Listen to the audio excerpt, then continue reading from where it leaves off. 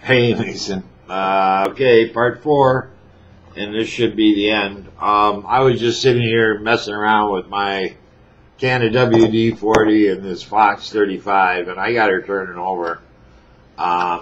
Feels pretty good.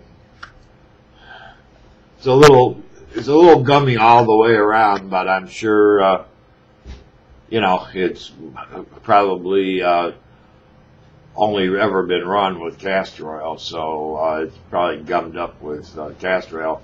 But what I did was pull the glow plug out and squirt WD-40 down into there, and then I squirted WD-40 into one of these holes and let it run down, and then I filled the intake with WD-40, and I just sat here and, just barely got it moving, and just kept hitting it with WD-40 and letting it sit for a minute or two, and then working it, and it came right free. So I think that's what you need to do with these engines that are where the pistons are froze. They're just gummed up from castor oil. This was all in the days before we had after-run oil and all that stuff. So to protect them, I'm sure my dad just used to pour pretty much pure castor oil into them. So anyway, that's that one. I'm finding the glow plug I set down here and put it back in. And if you can get these suckers running for a minute, they'll probably clean themselves out. I just don't run them wide open because they'll overheat if they're gummed up. But all you need is a couple of heat cycles to get these things working and get them polished up, cleaned up, get the old castor oil out of them. The nitro fuel will do a good job of scrubbing that castor oil out of them. One of the reasons I don't want to go back into gas engines is I really hate dealing with the fuel and all that stuff. Not to mention it's expensive as hell these days. People think batteries are expensive.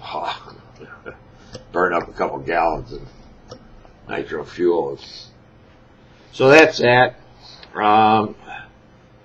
Actually, I was going to see if I can get this one turning over too, if you want to bear with me. There's not a whole lot more engines. There's a couple more here, a couple more lumps here. But some of the stuff I unwrapped was what I would call very vintage RC equipment.